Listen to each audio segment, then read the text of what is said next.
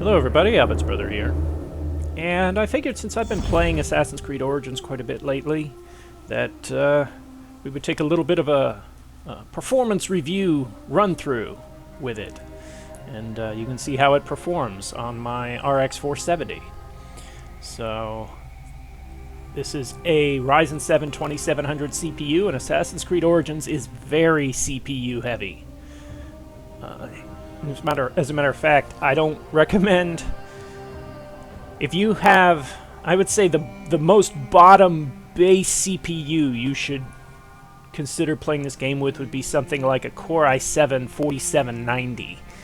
I would not go any lower than that, and even that's pushing it. I've routinely used more than 40% of my CPU playing this game, which would be pushing, that's getting close to the max of a 4-core, 8-threaded CPU, so you really need quite a bit of CPU power to push this game. Now, graphically, I am playing a 1080p, 100% resolution modifier, 75 Hz, which is native. I do have adaptive sync on, though. I apologize if I sound a little stuffy. I'm fighting off a cold right now. No FPS limit. None of that stuff. Now the graphics, I'll admit, the graphics settings are higher than what I probably should be running at, just because the game looks so damn good. And while there is archery in it, it's not a first-person shooter, so I'm very comfortable with playing around 50 frames per second. But dynamic resolution off, anti-aliasing is at medium, shadows are at medium, and shadows, traditionally with, I don't know if it's true of all Polaris graphics cards, but I know it's certainly true of my cards. Shadows are always the weak point. You always have to turn shadows down. Never have them over medium on my graphics card, which again is an RX 470. It's the 4GB model from MSI. It's the MSI Armor card. Environmented detail. Texture detail is maxed because that will use, I think, about 3.5 GB of VRAM, so I got enough there. Tessellation is at medium. Terrain is at high. This is a game about exploring the environment, so I tried to prioritize making the environment look as good as possible, which is why I went for high textures, high terrain settings, and clutter is very high.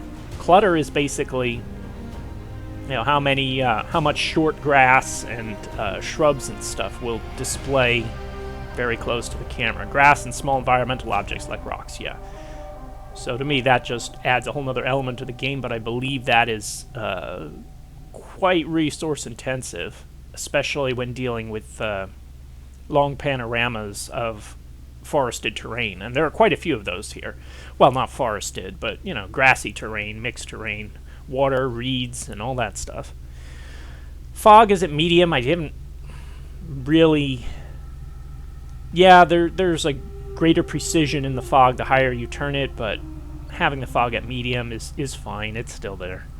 Water's at medium. I wish I could turn it higher, but as you'll see, the impact on my system is already quite large. And screen space reflections, medium, medium. Volumetric clouds are on. I'm kind of torn on the volumetric clouds because I think they look kind of low res and in some ways hurt the visuals of the game, but on the other hand, not having them means you have no clouds at all. So they're on, but they're definitely one that could be turned off. Character details. You can get away with medium details on the characters, but high textures again. Ambient occlusion is off, depth of field is off. So let's see how it runs in the benchmark. I thought it didn't have a benchmark for a while. I know Odyssey does, but I thought this didn't have a benchmark. But it turns out it's in this thing called Performance Tools. So, and it has its own built-in monitor. So this is a previous run I did. We're going to run the benchmark again. And you'll get to see for yourself. And then after I run the benchmark, we're going to... I basically completed the game. I'm just going to head out and... wrap a few things up, experience a few different environments, and show you how it runs in general.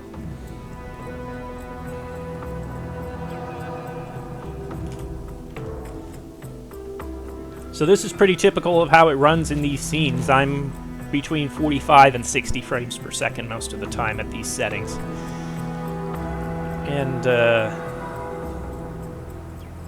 I've been happy with it. There have been a few times where it's dipped lower than that, but again, given the nature of the game, and you know, they created this glorious environment for us to go and explore, and I really wanted to crank those settings up where possible.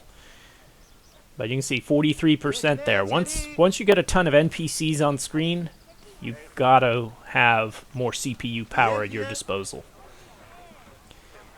There are some places in here I'm pretty sure would max a 4-core 8-thread CPU. And if all you have is a 4-core i5, which is what I had, you know, a year ago, I had a Core i5 4590 as my main system, and one of the reasons I went with the Ryzen 7 was to get those more cores and threads. And as you can see here, they are all being used to greater or lesser extent.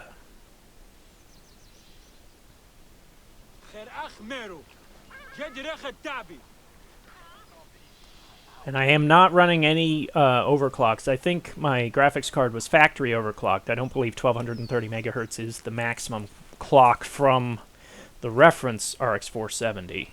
MSI put a small factory overclock on it, but it is running a increase in the power limit by, I think, 15%, 15 or 20%. I always increase the power limit by 15-20%, and that's usually enough to make it run at the max clock all the time.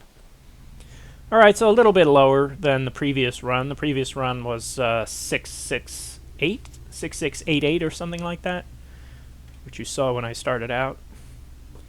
So you can see FPS average was 54, CPU response in milliseconds was 12, GPU milliseconds 18.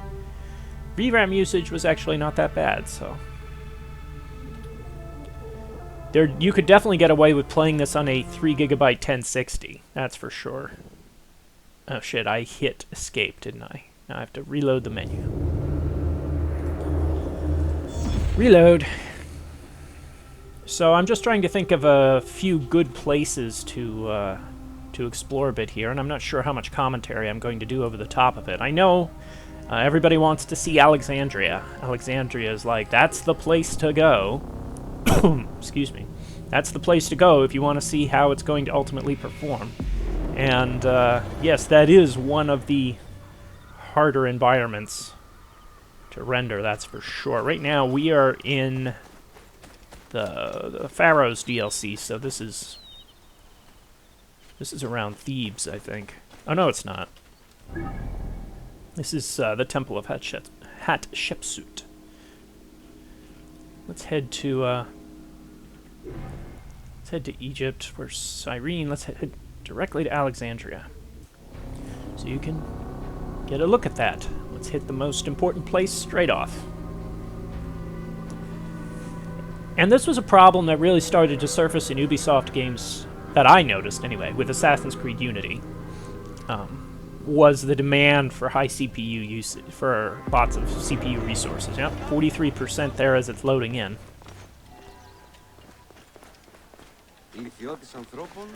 So we are looking at the Great Lighthouse. So what I'm going to do, I'm just going to get on a horse and ride the streets for probably 2 minutes or so, because that's where the maximum stress gets put on it. So again, this is mostly medium settings, with the terrain and environment turned up pretty high.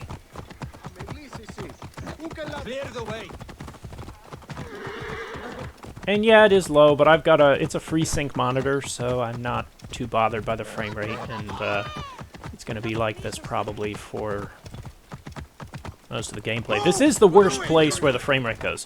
There are a couple engine-driven cutscenes that I noticed, one in particular involving a war elephant.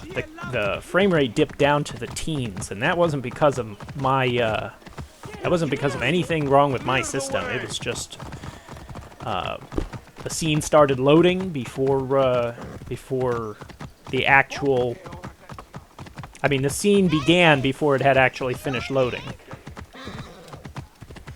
And this is installed on a solid-state drive, so there should not be any issues with texture stream-in or stutter or anything like that.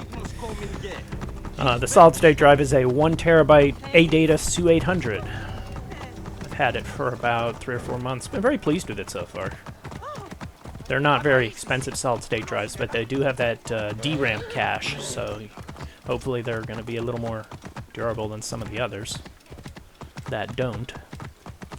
Now, there was a recent revelation with Assassin's Creed Origins. A certain group of the hacking nature managed to completely remove Denuvo, and somebody ran some tests on how the game runs without Denuvo. And it ran a lot better. Not that the frame rates were necessarily higher, but you've probably noticed a few times. You saw it in the benchmark, and you probably saw it just a second ago. We'll probably see it again. There's like just a few brief seconds of stutter. Excuse me. And that is not my system. Oops, sorry there, buddy. That is not my system. That is Denuvo making its online check. And it will happen every few seconds or so, depending. I don't know what the full Denuvo settings are, but it does happen fairly frequently. Now, if you stay in an area that's continuously loaded in, so, you know, if you're, like, exploring an area, infiltrating a base or whatever, you probably won't notice it because the area will have loaded in and the check won't cause any slowdown, per se. It's when you're streaming in new textures and it does its Denuvo check that you might notice some issues. See, we're up at 43, 44% CPU usage. Okay, I'm going to ride straight out of the city here. It's not that noticeable, to be honest. I've put almost 70 hours into this game, and I've had a great time doing it, so I definitely recommend it. But, do I recommend spending $100 on it? Oh, hell no. It was actually... I got it in the fall sale on the Uplay store, and it was 66% off, I believe. For the gold edition, that is. So I have all the DLC. And then Uplay, this is why I like to buy stuff on Uplay, because you accumulate Uplay points from playing their games and achieving certain things. Well, you can use 100 Uplay points to get an additional 20% off. I don't know if you're watching this years in the future. I don't know if that's still the case, but at the time I'm making this video, that is very definitely the case. So I was able to take an additional 20% off of the 66% discounted price, which came out to 75% off. And at $25, you know, I feel like I've definitely gotten my value out of this game. I think it's a great game. If I didn't have so many other games that I want to play or so many other big releases coming up, I would definitely be playing it again, because I've really enjoyed it. And this is what I meant. You can see all this stuff on the ground, all this stuff. This is the environmental clutter. This makes a big difference, because without it, it just looks like... excuse me. Without it, it just looks like, I don't know, a low-textured grass image on the ground instead of an actual terrain.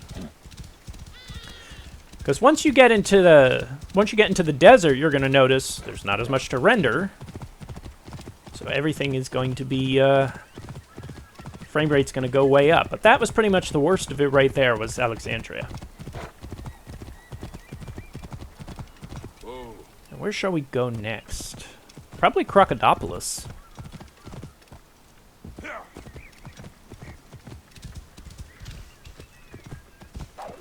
Oh, hyenas. Oh, these are level 8s. There is one cool feature with this game.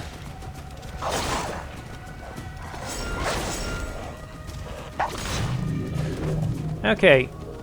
Now, if you need soft leather for your crafting, the reason I didn't level them is because if you need soft leather for your crafting, it doesn't matter whether beasts you kill are level 7 or level 47. Soft leather is soft leather. But there is a feature. I think I have to do it in the save load screen, so I don't want to do it right now. But there is a feature where you can level enemies to match your own level. So if you want to go back and finish an area, but, you know, I'm level 55 right now, which you can see in the upper right. If you want to go back and complete a few missions and you're like, I'm level 55, but these are level 8 enemies, I don't want to bother with that, you can actually raise the level of the enemies to match your own to basically make it appropriately... oh, those are goats. Appropriately challenging. So you'll spend a lot of time out here in the wilderness. Oh, more hyenas. Well, I need the soft leather, so... Oh no, it's a lion too! Lions fighting hyenas.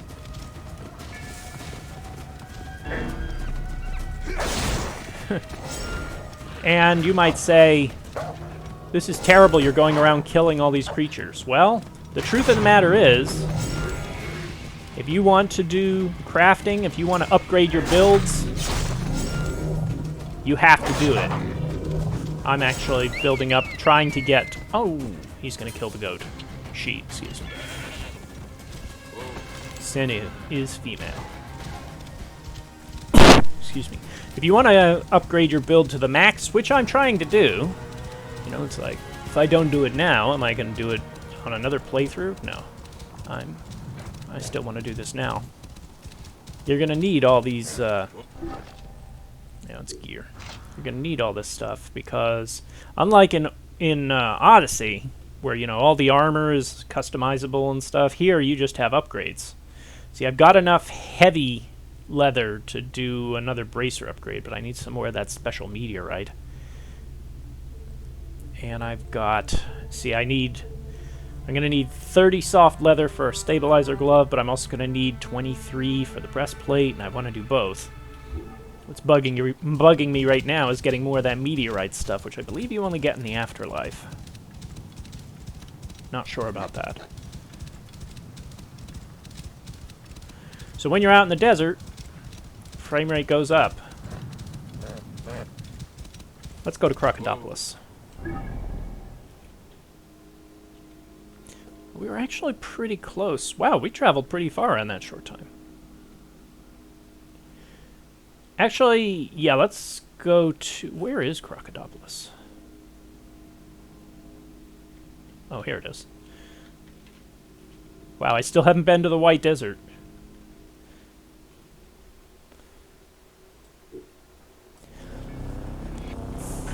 But as far as gameplay, Odyssey definitely has better gameplay. For me, there's no question of that. This is still good. I'm not saying it's horrible. But Odyssey really refined the system and made it much more fluid. Here they were... What are you doing, horse? Here they were too obviously trying to copy Dark Souls. At least that's what it feels like to me. And that works, I guess, until you realize that Ubisoft still really doesn't know how to design boss battles.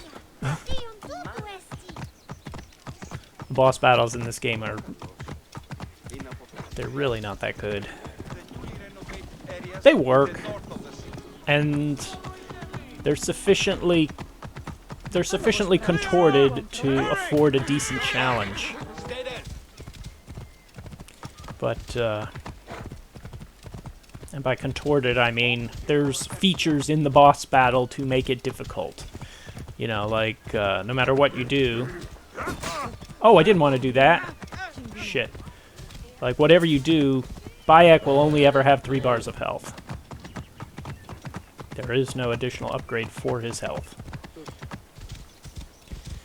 And Get out of my way! The dodge windows, dodge, block, parry. Most bosses will be able to hit right through the blocks, so that means Bayek is left having to dodge. And the dodge window is very small. So you're just best left not even trying to stay up close. You're best to just nip in for a quick slice here or there, and then dodging backwards and shooting with your quick bow. And the quick bow's pretty awesome. I'll admit that. Clear the way. Wait, what? Keep the Gideon safe. Oh, let's help these rebels out. Brothers, I've got them lined up. No, wait. Wrong bow.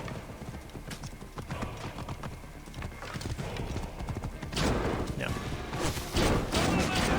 Oh, that completely missed. I got an upgrade on this now. Oh, I got him. There's an upgrade on the quick bow like that. You can loose 5 or 6 arrows quickly at once. The upgrade on it is that every successive hit you make does increase damage. That is a crazy good upgrade. Where is that? Yeah, consecutive hits while shooting a light bow increases its damage. You absolutely, if you're going to use a light bow, you have to get that one. All right. That's the secret to being effective with the light bow. That was Crocodile, which is one of the other big places you'll go. I'm thinking let's go to... I'm trying to keep this video as short as possible. Just because, you know, there's a certain level of performance you'll achieve. Let's go to Seewha, which is where you start. There's a certain level of performance that you're going to achieve, and yeah, it might go up or down as you load in different areas, but there's a certain baseline, and for this particular setup with these settings and this CPU, the baseline is about 45 frames per second. Excuse me. So Seewha is where you start the game. This is going to be the first area you'll go into. So if you're wondering how your system will perform and where you're going to get loaded into, it's going to be in Seewha. And there's a lot of vegetation. There's basically a bit of everything here in Seewha. And it's a great starting area. I love this area. It's got a lot of visual atmosphere. Whoa. Right?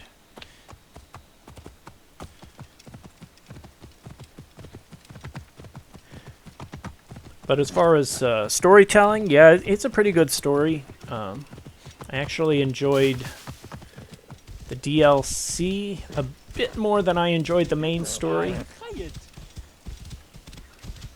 But Assassin's Creed Origins is all about going out and exploring and doing side missions and such.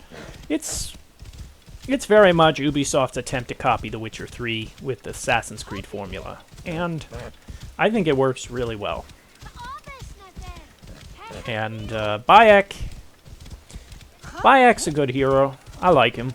I don't like him as much as, you know, nobody is ever going to be the same as Ezio.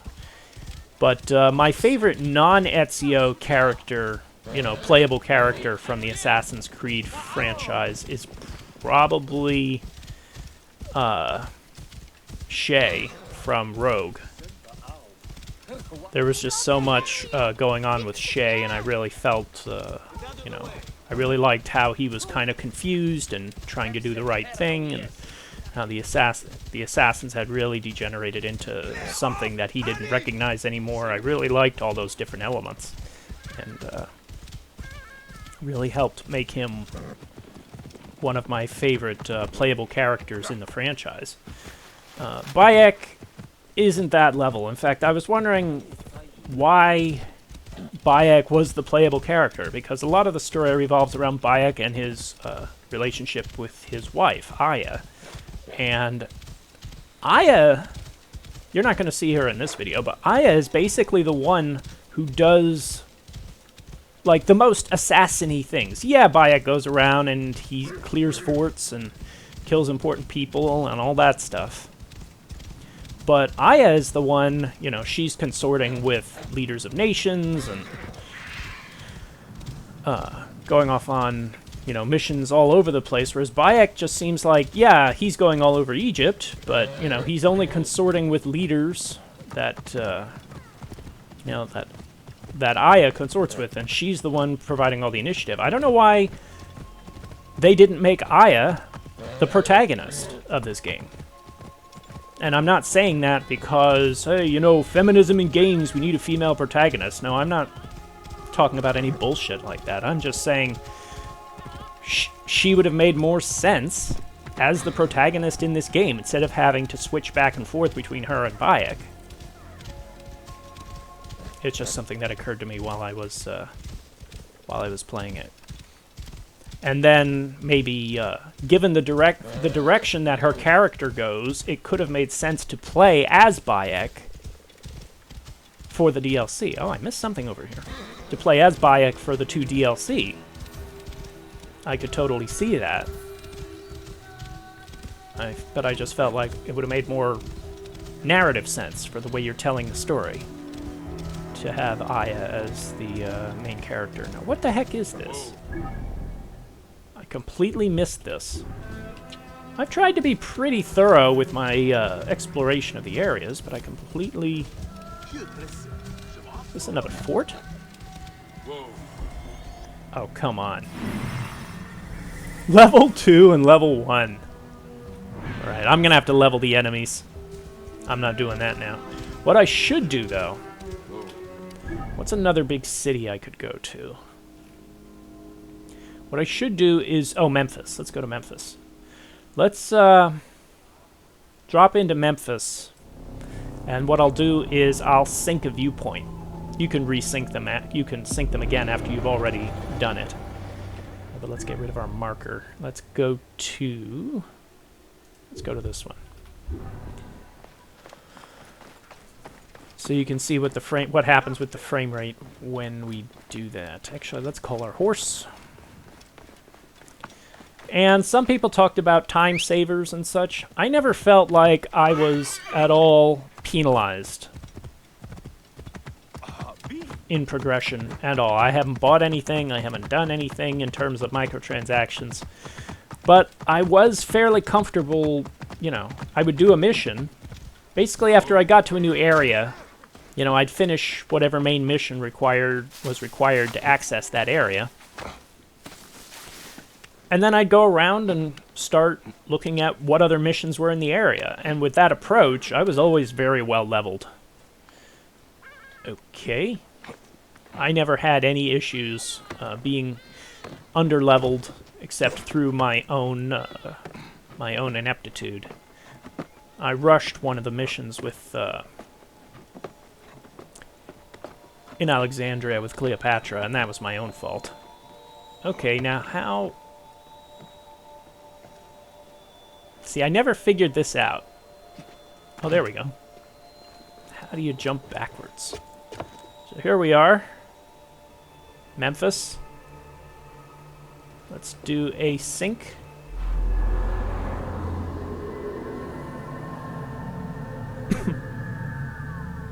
Not too bad. Memphis is another pretty big city. I'd say in-game it's second only to Alexandria.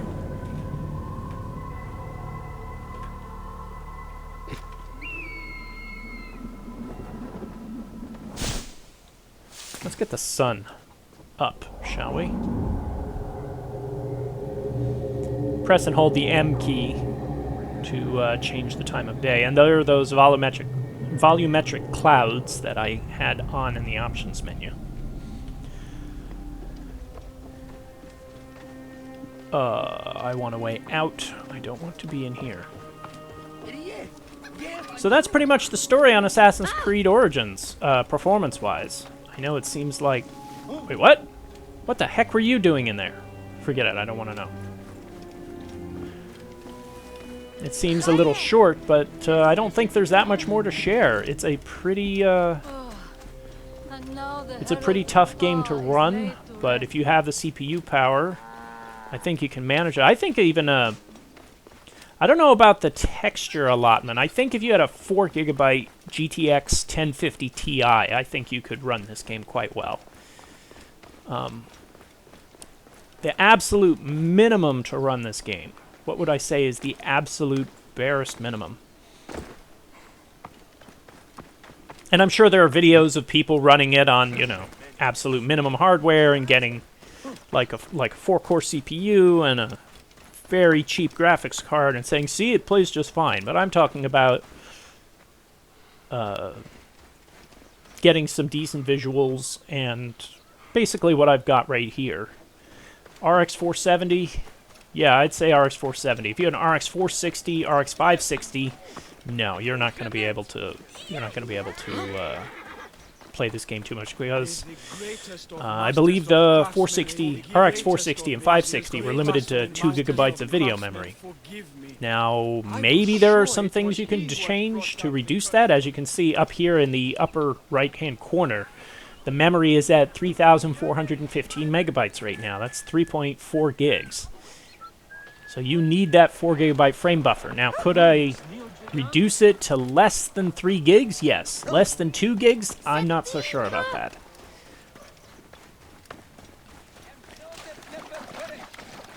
You probably could. But I would say RX 470, probably GTX 1050 Ti if you had the 4 gigabyte model, because they do make them in a 4 gigabyte. CPU, I would say Ryzen 5 1600. The very first gen Ryzen should be able to handle this. Ryzen 5 1600. Maybe a 6-core i5 if it's overclocked, but what is that? i5 9600? Something like that. But I mean, that's kind of... I never understood people who say, overclocked i5 will run it just fine, because if you save the money from buying an i7 by buying an i5, buying a Core i5, then you're looking at... Let's pick a destination. If you save money by buying a Core i5 instead of a Core i7, with the intent to overclock it, then you need to buy a heavier duty motherboard and a strong power supply to be able to handle the stress of overclocking. And you've basically lost whatever money you saved buying an i5.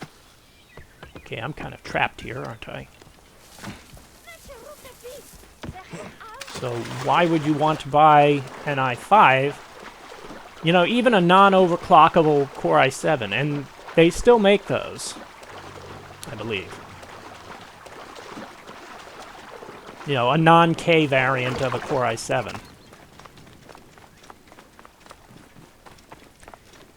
would be a much better proposition, in my eyes, than getting a Core i5 and saying, I'm just going to overclock it, because with a Core i7, you're still getting additional threads of processing power.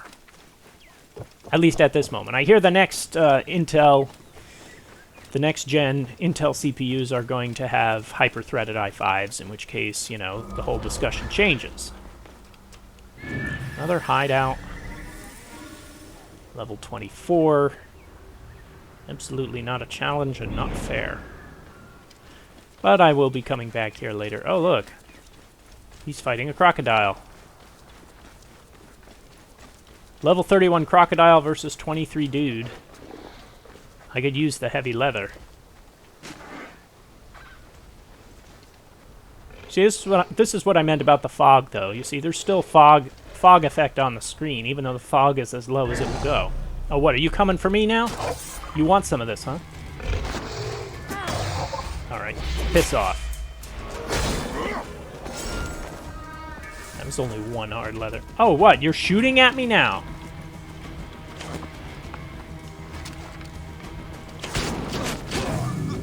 Hey, you started it, asshole. I didn't do it.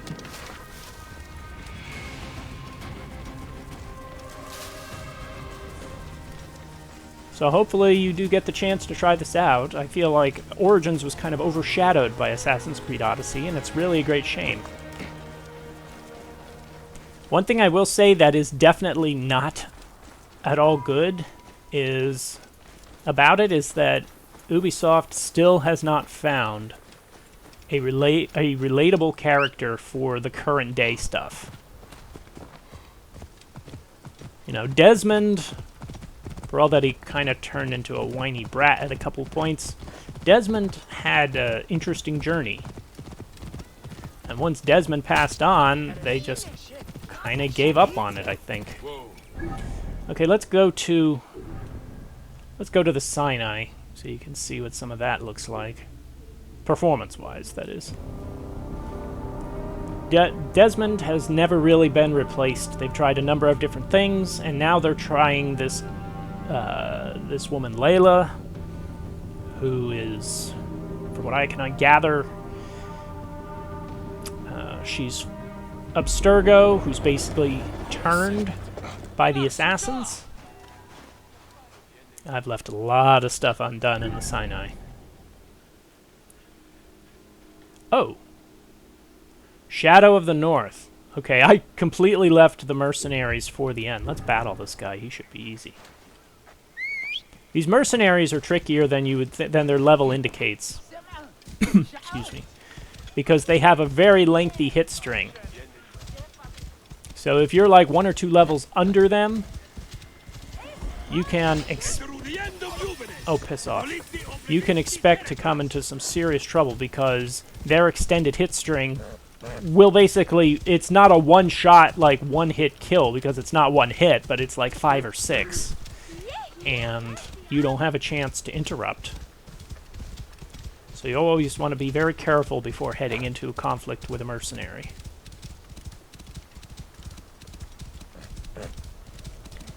That said, one thing Origins did do better, one thing Odyssey did better was the whole mercenary ranking system. A shadow of the scarab is near. Hello. There's the old Medjay. Come here. They know a lot about me. Hey, is that really Bayek? The old Medjay? I'd put his heart on a platter. See, I need to use the longer axe here. See, he's a double-bladed dude. He's dodging half my stuff. All right, fine. Let's get down.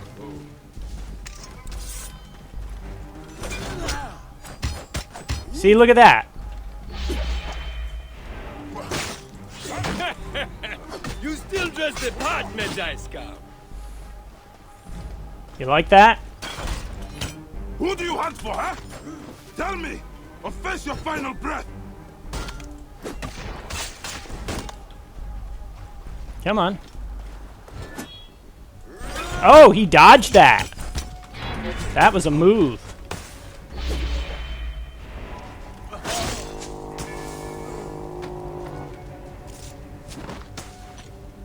Who was shooting at him? Somebody was. He was taking arrow fire. Oh, they were. And they're shooting at me now. Shadow of the North defeated. Find out. Alright, knock it off, you guys. The shadows of the scarab. Who are these desert hunters? Well, folks, I think I'm going to wrap up the video there. Yeah, hope this video was at all useful to you, folks. If you want to see how Assassin's Creed Origins runs on my RX 470 and Ryzen 7 2700. Thanks for watching.